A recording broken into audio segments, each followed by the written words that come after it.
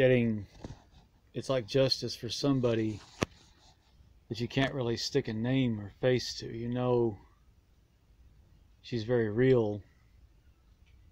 You know she exists. You know that she speaks to you even now, and she's not dead. I wish that it was that simple, that you could say that, you know, Bob Lazar, the world looks at and talks about, that brilliant scientist, this brave, brilliant human being, this man is an amazing human being. He's a brilliant, you could see and hear the spirit of this mind. He's a powerful mind, a brilliant minded person, a genius. And he could probably even teach the engine workings of these alien craft back to the aliens, in fact. If you get pilots and passengers and say their engineer's dead and one landed somewhere, Bob Lazar could show up, fix it for them, and they could fly it.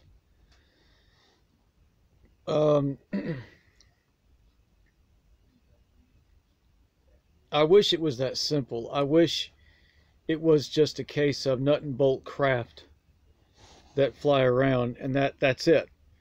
And you could all point in the sky and say they're from that planet. Unfortunately, though the Pentagon will be releasing UFO material or admitting that they've had this and whatnot, it's really not that simple. It's not that cut and dry. It really isn't.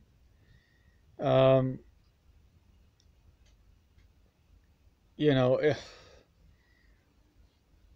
the only way I can make some of these videos is I've got a quiet friend sitting here that will not be identified and doesn't want to make any noise.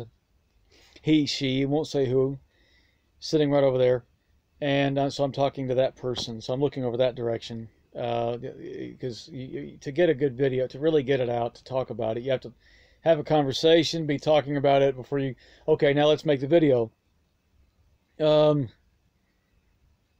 It's really not that cut and dry, as Benico explained to me. This whole thing with other dimensions, I don't mean parallel Earth realities. You could call anything is a dimension when you think about it. I mean, what's a dimension? What does that word mean? Dimension. It's a direction of space where it expands out in a certain direction. A dimension is simply where space expands out. So you think, well, okay. And she explained to me that that they do go into other higher dimensions, which our physicists at the Large Hadron Collider are only exploring at this point.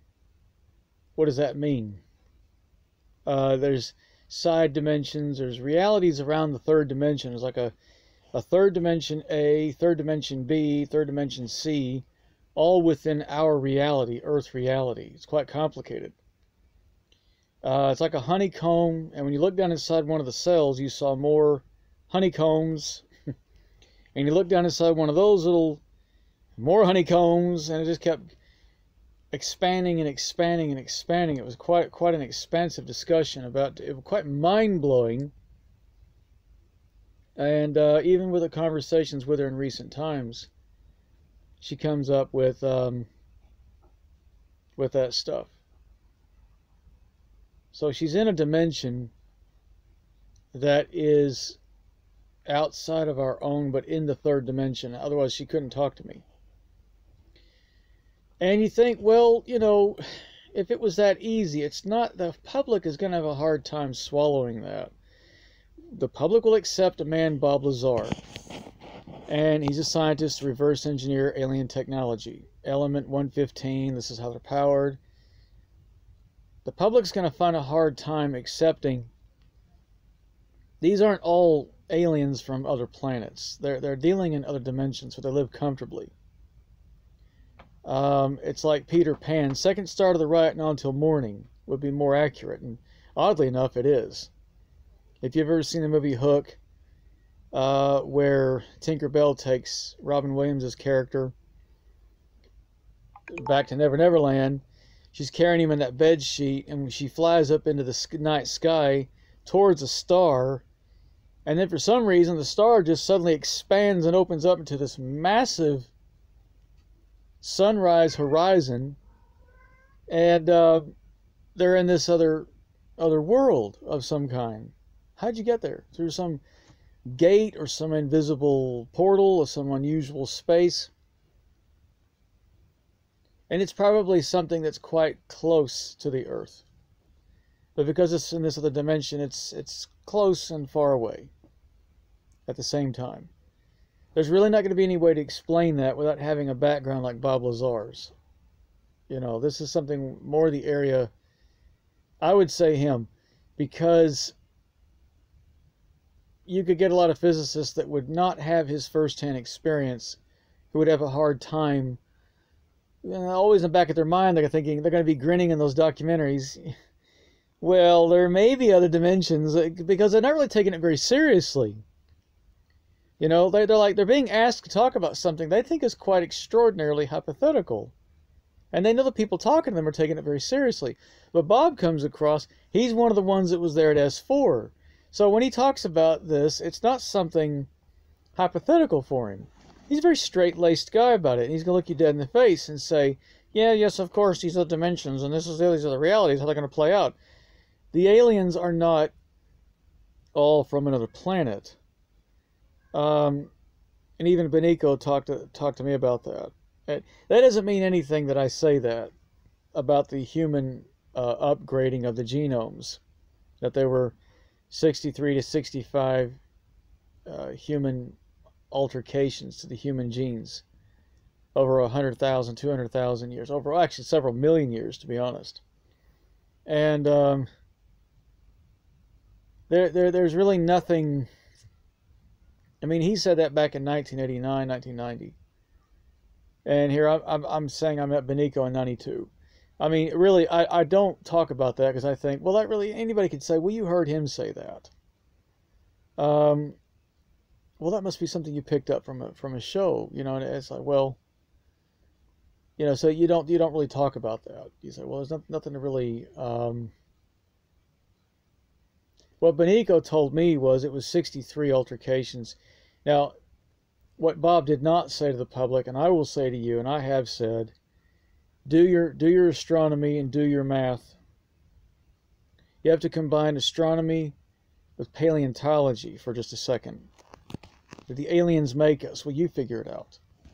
Barty and Benny Hill, 1960s, drew a star map, the Zeta Reticulan system, 38 light years away, okay, before it was discovered. And then they got dubbed the Zetas. And so the Zetas are behind all this hybridization and all such and forth and such and forth. Now, they're not from that star system, but they happen to have been in that star system for a long time, as well as other dimensions.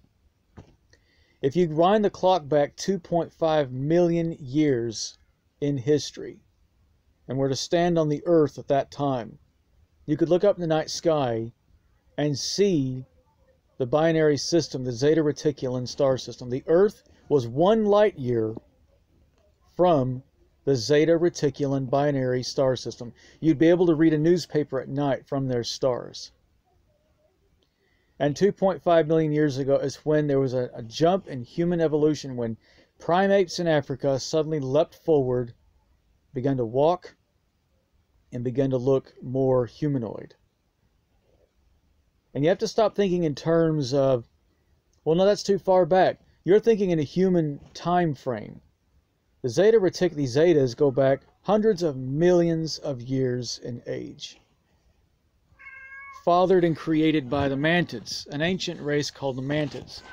So the biggest story is an ancient race called the Mantids, the insectoids, come from another galaxy. And since they've arrived in this galaxy, we don't know how far back, 1 billion years ago, they've been seeding and creating humanoid life throughout the galaxy.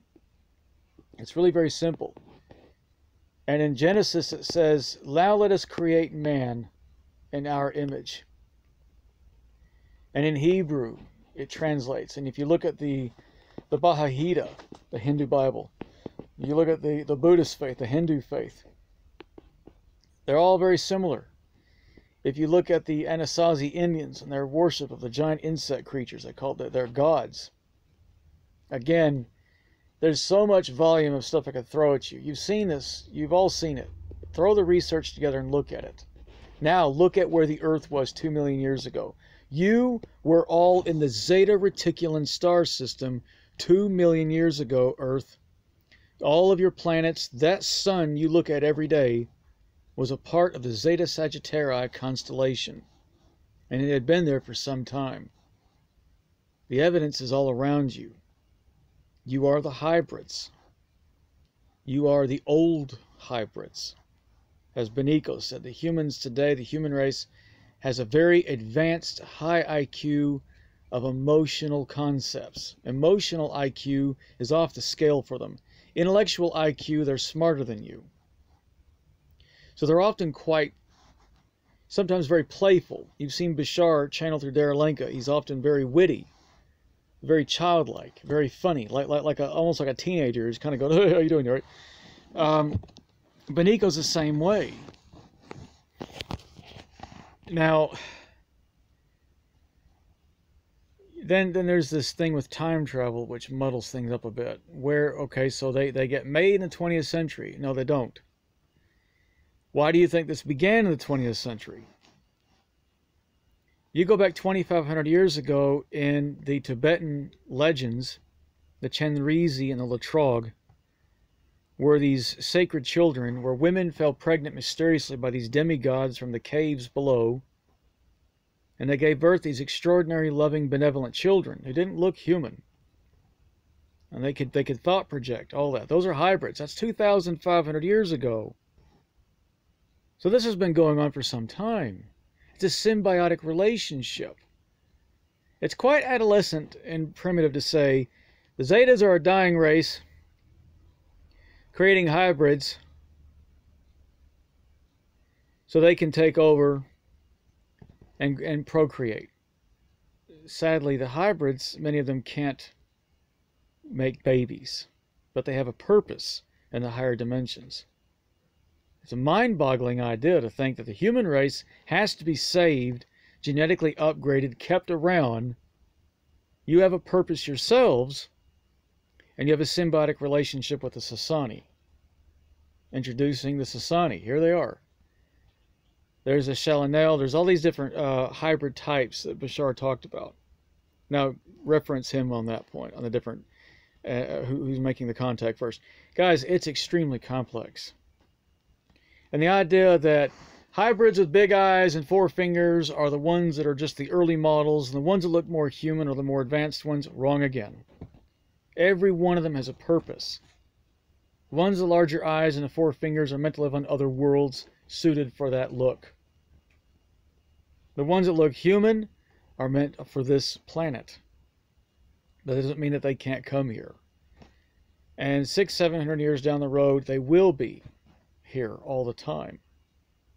Anyhow, I deliberately set the timer on these videos. I don't want to waffle on for an hour or two. I'm known for that, and I find, you know, if I had like 50,000 subscribers, that would be appropriate.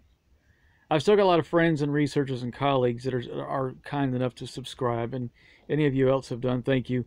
And that's nice. And so I try to keep these videos a bit short. But everything I'm telling you is what Benico told me. Okay, it's all there. It's in my books. It's what she told me. It's all there. It's actually quite neat. You know, it's quite neat. It's a very secured, comforting system to think. It's a very advanced and old and routine galactic system running here. There's no taking over the planet. There's no evil. And all the talk shows and all the documentaries all seem to, they don't seem to know this, or they've heard it, but they don't talk about it. It gets more ratings to say alien invasion and put scary music on it. But the reality is, and I do believe her, yeah, an ancient people who wrote the Bible, all those ancient scripts, were being told the same thing that Benico told me, and it continues to tell me. Again, if it was simple, just a nut and bolt craft from another planet, the public has a lot to take on board, folks. It's a lot to take on board. And you don't have to take it from me. They're going to say this to you when the contact is open. They're going to be saying this to all of you. You're going to get this. You're going to get it in the encyclopedias. You're going to get it on DVDs, on discs. You don't have to accept it. You can reject it. That's not how we began. Some people are going to say, God created the earth in 6 days. It didn't work. We're not descended from insects. What are you, crazy? We're a divine form, some will say. And they're going to quote all these paintings, oil paintings from the 1500s of heavenly human people, men, with white glowing gowns, and say, this is how they look, divine beings look, not glowing insects. You mean my seraphim and cherubim were just a bunch of giant insects? Yes. Absolutely. Absolutely. They were entirely these beings. There's no takeover. There is, obviously, we'll get in other videos about that. There are divisions. There is a battle going on. It's been running for centuries. It's an old one. It's enlisted the rank of other types of life from other dimensions that you've seen and heard about, and are aware of, that live in the forests and things like that.